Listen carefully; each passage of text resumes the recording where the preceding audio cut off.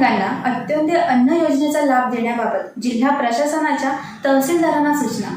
दिनांक 31/8/2020 रोजी आस्था social foundation रत्नागिरीत दिलेल्या निवेदनाचे जिल्हा प्रशासनाने त्वरित दखल घेतली. याबद्दल आस्था दिव्यांग हेल्पलाईनचे समन्वयक श्री संकेत चाळके म्हणाले. आस्था दिव्यांग हेल्पलाईन समन्वय म्हणून काम करत असताना संपूर्ण रत्नागिरी जिल्ह्यातून दिव्यांगांची एक मागणी सतत आमच्याकडे येत होती की आम्हा दिव्यांगांना अंत्योदय योजनेचा लाभ मिळावा, जेणेकरून दरमहा 35 किलो धान्य आम्हाला मिळेल.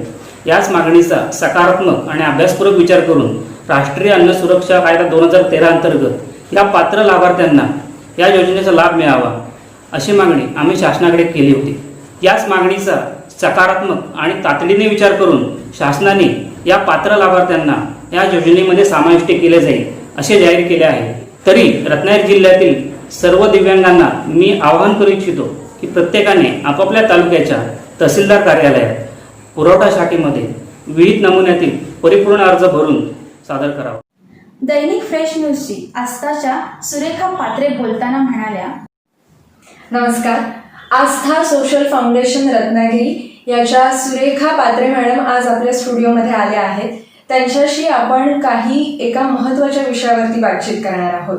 मॅडम, कोरोनाचं संकट अख्ख्या देशावरती अख्ख्या जगावरती आलं आहे आणि यामध्ये अगदी लहानांपासून मोठ्यांपर्यंत सगळेच ओढले गेले आहेत.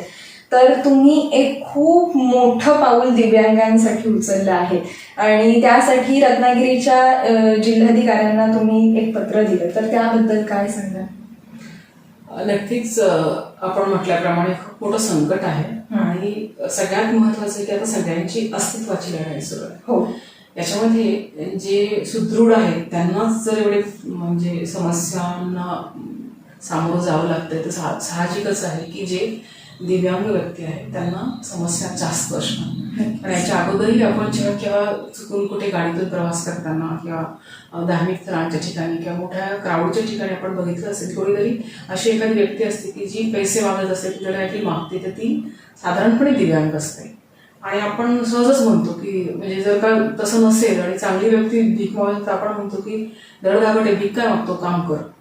म्हणजे कुठेतरी नकळतपणे समाजाने पण हे स्वीकारलंच असतं की दिव्यांग असेल तर तो मागू शकतो आणि भीक मागितलं तरी हरकत नाही. परंतु कसं असतं की कसं आहे की आपल्याकडे आत्मसन्मान ही सगळ्यात महत्वाची गोष्ट आहे. आणि आस्था जे काम करते ती पहिल्यांदा दिव्यांग व्यक्तीतल्या माणसाला पाहते म्हणून त्याच्या आत्महत्या. बेसिकली आपण घटनेत सगळे समान आहोत आणि आता तुम्ही जसं म्हटलात की खूप मोठं पाऊल आहे तर उचललं, तर त्यालाही राजकीय सगळी पार्श्वभूमी आहे, आपली घटना आहे. त्याच्यामध्ये फूड सिक्युरिटी ऍक्ट 2013 नुसार म्हणजे ज्यांना अगदीच त्यांच्या स्वतःसाठी जगण्यासाठी म्हणजे अगदी बेसिक नीड म्हणजे अन्न याच्यासाठी जगावं लागतं, त्या अन्नाच्या त्याच्यामध्ये जर बघितलं गेलं तर कोण कोण आहे वल्नरेबल्स असे, तर आदिवासी आहेत किंवा जे दुर्धर आजार पीडित असतील, HIV पॉझिटिव्ह असतील, कुष्ठरोगातून बरे झालेले असतील, त्यांनाही लोक कामं देत नाहीत. आणि दिव्यांग आहेत की ज्यांना समाज म्हणजे कामं देत नाही किंवा त्यांच्या कपॅसिटीज नसतात तेवढ्या, त्याप्रमाणे काम समाजात उपलब्ध नाही. त्या कम्युनिटी बेस्ड रिहॅबिलिटेशन आपण त्याचं करू शकतो. तर मग अशा लोकांसाठी खूप मोठा प्रश्न असतो की त्यांनी जगायचं कसं, तर मग ते सरळ सरळ भीक मागायचा प्रयत्न म्हणजे हे मार्ग निवडतात. पण ते त्यांच्या आत्मसन्मानाला दुखावणार असतं आणि आता आपण खूप पुढे जात आहोत, त्याच्यामुळे त्यांना सन्मानाने जगता यावेळी फूड सिक्युरिटी कायद्यामध्ये तरतूद होती. परंतु काय झालं की पुढे काम करणारी जी यंत्रणा आहे, अधिकारी वगैरे, तर ते काही जे निकष लावायला लागले ते त्याच्यामध्ये उदाहरणार्थ गाडी असता कामा नये. आता जनरल माणसाकडे गाडी त्याच्या लक्झरसाठी किंवा लक्झरीज लाईफसाठी त्यांनी घेतलेली असते किंवा त्याच्या जास्तीच्या सुविधेसाठी घेतली असते. परंतु दिव्यांग व्यक्ती जर असेल आणि तो फिजिकली हँडिकॅप असेल तर त्याला गाडीशिवाय पर्यायच नाही. त्याच्यासाठी ते गाडी म्हणजे असिस्टिव्ह डिव्हाइस किंवा सहाय्यभूत साधन आहे. अशांचे निकष लावून काही जणांचे पहिले अर्ज नाकारले गेले होते किंवा आर्थिक निकष लावला गेला. परंतु 2013 जो कायदा आहे त्याच्यामध्ये स्पष्ट असं म्हटलं की दिव्यांग व्यक्ती असेल आणि त्याच्याकडे कुठलंही जर उत्पन्नाचं साधन निश्चित स्वरूपाचं नसेल, अश्योर्ड इन्कम नाही त्याच्याकडे, तर तो याला पात्र आहे. आणि जो कुटुंब प्रमुख असेल तर परत पुढे काय झालं, पुढे अजून एक मुद्दा असा आला की कुटुंब म्हणजे एकापेक्षा जास्त व्यक्ती एकत्र एका चुलीवर शिजलेलं खाणार आहे. पण असंही आहे समाजात की काही तो दिव्यांग असल्यामुळे त्याचं लग्नच झालं नाही किंवा तो आई वडील गेल्यानंतर दिव्यांगाला भाऊ बहीण नसेल किंवा कोणी सांभाळत नाही असे पण आहे, एकटे राहणारा दिव्यांग पण आहे. पण कायद्याच्या व्याख्यात त्यांना कुटुंबाचं स्थान नव्हतं. त्याच्यामुळे मग रेशन कार्डला किंवा आपल्या जी धान्याची जी वाटपाची सिस्टीम, पुरवठा सिस्टीम आहे त्याच्यामुळे त्यांना कुटुंब घरदार नव्हतं. म्हणून जो 2013ला महसूलचा जी आर निघाला, शासन निर्णय आला, त्याच्यामध्ये पुन्हा उल्लेख केला गेला की असा एकटा राहणारा जरी दिव्यांग असेल तर त्याला सुद्धा कुटुंब गृहीत धरून, त्याच्याकडे जर उत्पन्नाचं कायमस्वरूपी साधन नसेल आणि निश्चित साधन नसेल तर त्याला सुद्धा त्याच्यामध्ये 35 किलो धान्याची जी अंत्योदय अन्न योजनेची सुविधा आहे त्याला मिळावी. सो ही खूप महत्वाची गोष्ट आहे. आपल्या कोकणामध्ये आपण बघतो की कधी कधी 4-4, 5-5 महिने सलग म्हणजे नेहमीच म्हणजे पाऊसच असतो, त्या काळात कामच असतं हाताला, तर तेव्हा खूप लोकांचे हाल होतात. तर ह्या आता आपण जे निवेदन दिलं त्याच्यानंतर त्याला थोडा पाठपुरावा केला आणि कायद्या संदर्भातले इथल्या जिल्ह्याचे माननीय पुरवठा अधिकारी आहे, आरजी साहेब, जिल्हाधिकारी साहेब, त्यांना सगळ्यांशी म्हणजे पूर्ण आम्ही त्याचं विश्लेषण केलं तर त्यांच्याही लक्षात आलं की याच्यामध्ये अन्न सुरक्षेमध्ये दिव्यांगांना घेणं खूप गरजेचं आहे. त्यांना त्यांच्या 2 वेळच्या जेवणाची जर का म्हणजे अश्युरन्स मिळाला तर त्यांना भीक मागण्याची वेळ येणार नाही किंवा उपवासी राहण्याची वेळ येणार नाही. सो मी प्रशासनाचे अत्यंत आभारी आहे की त्यांनी या निवेदनाचा खूप सकारात्मक विचार केला आणि आपण त्वरित आता हे काम सुरू केलं. त्यात अडचण अशी होती की म्हणजे जिल्हाधिकारी स्तरावर मान्य पुरवठा अधिकारी, जिल्हाधिकारी यांनी जरी मान्यता दिली तरी शासनाकडनं येणारं धान्य आपल्याला हवं ना शेवटी, कारण वाटप काय करणार शेवटी लोकांना. तर मग मुद्दा आला की आम्ही आता आपण करू शकतो, पण कुठल्या आधारावर, तर जो इष्टांक आपला मंजूर आहे परंतु अखर्चित आहे त्याच्या आधारावर. आणि मग ते पाहिलं तर आपले अंत्योदय अन्न योजनेचे 3770 इतका इष्टांक अजून शिल्लक आहे. सो आपण त्याला आरामात तेवढा लोकांना लाभ देऊ शकतो जर ते अर्ज आले तर, आणि ते म्हणजे त्याच्या निकषात बसले त्यामुळे आपण ते करू शकतो. मला एकदा हेच विचारायचं होतं की जे पेपरवरती असतं ते प्रॅक्टिकली होतं असं नाही, तर या योजनेमध्ये पात्रतेचे निकष नक्की काय आहे? आता सगळ्यात पहिल्यांदा आपण अंत्योदय अन्न योजनेमध्ये दिव्यांग म्हणजे ज्याच्याकडे 40% वरती अपंगत्वाचं प्रमाणपत्र. नंबर 2, ज्याचं रत्नागिरीचं म्हणजे निवास असणं आवश्यक आहे आपल्या जिल्ह्यातला जिल्ह्यातला. आता असंही होणार आहे काही जण दिव्यांग आहे परंतु त्यांच्याकडे केशरी किंवा वेगळे कार्ड असतील, म्हणजे पांढरा शुभ्र कार्ड असेल, परंतु आता त्याला अंत्योदय अन्न योजनेसाठी अर्ज करायचा आहे तर तो करू शकणार. पण त्यासाठी आपली जी पुरवठा अधिकारी आणि तहसीलदारांच्या अंतर्गत येणारी यंत्रणा आहे ती त्याच्यामध्ये पंचयादी किंवा त्याचा तपास करणे म्हणतो आपण त्याला, ते करतात आणि ग्रामसभेच्या माध्यमातून ती नावं होतात. त्याच्यामुळे आपण जर निकष म्हटलं तर पहिल्यांदा तो दिव्यांग असेल, 40% वर आपण लोक सतत असले पाहिजे. दुसरं म्हणजे त्याच्या तो कुटुंब प्रमुख असला पाहिजे.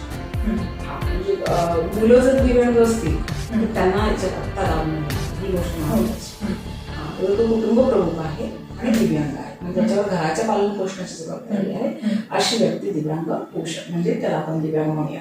आपण रत्नागिरीत पाहिलं असेल की ज्या शिधापत्रिका आहे आपल्या त्याच्यामध्ये कुटुंब प्रमुख म्हणून महिलांची नावं आहेत, पण आपल्या कुटुंब व्यवस्थेमध्ये कुटुंब प्रमुख म्हणून पुरुष मानला जातो अजूनही. सो जर महिलेचं नाव असेल तर म्हणजे महिलाच दिव्यांग आहे तिचंच नाव आहे ते असणार आहे, म्हणजे तिला ते लाभ मिळेलच. परंतु अशाही शिधापत्रिका असतील की ज्याच्यामध्ये महिलेचं नाव म्हणजे त्या शिधापत्रिकेवरती प्रमुख म्हणून आहे परंतु त्या घरातला पुरुष दिव्यांग आहे तर मिळेल का, तर त्यालाही सुद्धा देण्याबद्दल सकारात्मक हे आहे. कारण आपल्याकडे कुटुंबाच्या व्याख्येमध्ये कर्ता पुरुष हा गृहीत धरला जातोय त्याच्यामध्ये. आणि कोणती व्यक्ती जर एकटी राहत असेल आणि ती दिव्यांग असेल तर त्याच्यात पण बाबतीत तेच आहे की या दोन्ही केसमध्ये व्यक्ती एकटी राहत असेल तर सुद्धा त्यांना मिळणार आहे.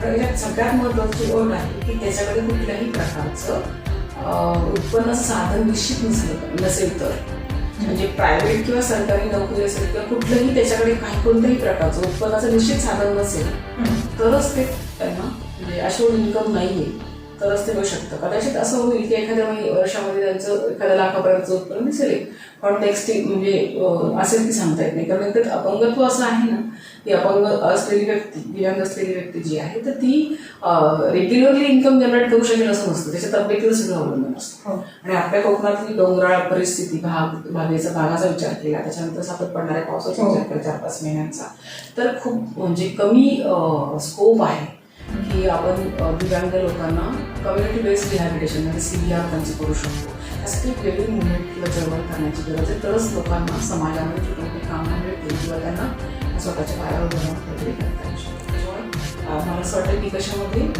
स्पष्टपणाने दिव्यांगाचं सर्टिफिकेट असणं चालेल शकतं, त्याच्यावरती उत्पन्नाचं कुठल्याही प्रकारचं निश्चित सोर्स नसेल तर. आणि तिसरी गोष्ट आहे महत्त्वाची ती म्हणजे तो कुटुंब प्रमुख असला पाहिजे आणि सिंगल असेल दिव्यांग तरी मात्र त्याला लागू होणार, अशा पद्धतीचे निकष आहे. आणि ह्याच्यासाठी जर अर्ज करायचा असेल तर त्याची कोणती पद्धत अवलंबायची आहे? बरोबर. तर आता जी आपली सार्वजनिक धान्य पुरवठा करणारी जी यंत्रणा आहे ती तहसीलदार त्या तालुक्याचे जे तहसील असतात, जिल्हा स्तरावर जिल्हा पुरवठा अधिकारी असतात आणि तालुक्याला तालुका पुरवठा अधिकारी असतात जे तहसीलदारांच्या अंतर्गत काम करतात. तर त्यांच्याकडे तालुका पुरवठा कार्यालयामध्ये जाऊन विहित नमुन्याचा अर्ज घ्यायचा त्यांनी आणि त्या अर्जासोबतच न्यायचा कागदपत्र सगळी कागदपत्र आणि ती आपण मिळवून त्यांना द्यायची. त्याच्यानंतर तिथे तलाठी किंवा सर्कल ते तपास करतील आणि त्याच्यानंतर ते त्याला मान्यता मिळणारी पात्र की अपात्र, त्याचं उत्पन्न खूप जास्त असेल तर काय, गाड्या असेल तर काय, त्याच्याबद्दलचे निकष सगळे विचारात घेऊन ग्रामसभा मग त्यांना बनण्यासाठी पात्र. काही ठिकाणी असं असतं की त्या व्यक्तीने स्वतः येणं गरजेचं आहे, तर इथेही तसं आहे का? इथे आता तरी कागदपत्रांचा तिथे एवढा प्रश्न आहे, पेपर घेऊन जाणे आणणे वगैरे, त्यासाठी स्वतः दिव्यांग व्यक्ती नाही आलं तर चालणार आहे. त्याच्यामुळे त्यांना म्हणजे यायलाच पाहिजे असं काही, त्याच्यावरती कोणी येऊ शकतो.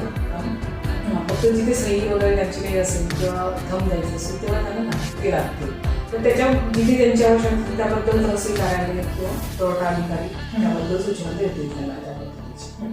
कारण आपल्याकडे आता आपल्याला माहिती आहे ना सगळं की सगळं आपण जे धान्य वितरण आहे ते थंबवर केलेलं आहे. त्याच्यामुळे त्याच्यातली जी काही मॅल प्रॅक्टिस होती किंवा म्हणजे गैरधान्याचा हे होत होता होऊ नये त्यासाठी एक आणि कोणालाही कुठेही घेता यावं त्यासाठी ते सोयी केली. त्याच्यामुळे त्यांचं कम्युनिकेशन लागणार असेल तर मात्र त्यांना बोलवलं जाईल, तेव्हा त्यांना कुठेही ते करता येईल ते सांगितलं आहे. परंतु आता आपल्या रत्नागिरी जिल्ह्यामध्ये 9 तालुके आहेत, तर त्या तालुक्याच्या तहसील कार्यालयात जाऊन पुरवठा अधिकारी यांच्यासोबत दिव्यांग व्यक्तीने संपर्क करायचा आणि या योजनेचा लाभ नक्की मिळाला. येस, त्यांनी नक्की फायदा घ्यावा आणि सन्मानाने जगण्यासाठी सर्वात प्रथम आपलं जसं आपण आहोत तसं स्वतःला स्वीकारावं अपंगत्व. आणि त्याच्याही पुढे जाऊन आता आत्मनिर्भर भारताची संकल्पना येते आहे. मी जसं आहे तसा आपल्या देशासाठी थोडं का होईना योगदान काय करू शकेल याचा विचार प्रत्येक दिव्यांग व्यक्तीने सुद्धा करण्याची गरज आहे. आपल्याकडे असे अनेक दिव्यांग आहेत की ज्यांच्यामध्ये खूप साऱ्या कला आहेत.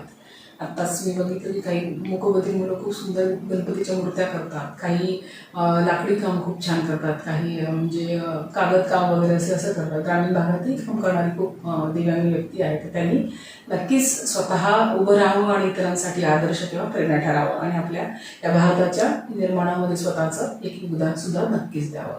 शासन आणि संस्था आम्ही सगळेच आपल्यासोबत आहोत, फक्त आपल्याला गरज आहे ती सकारात्मक विचार करण्याची आणि उभं राहण्याची. नक्कीच मॅडम, तुम्ही वेळात वेळ काढून आमच्या स्टुडिओत आलात आणि आस्थाचं इतकं मोठं काम आहे तर ते तुम्ही खूप सक्रियपणे करत असता नेहमीच. आणि काही वेगळं आलं तर नेहमीच आम्हालाही त्याच्यातनं आम्हाला खूप प्रेरणा मिळते. खरंच खूप थँक्यू सुरेखाताई, तुम्ही आलात त्याबद्दल धन्यवाद. धन्यवाद.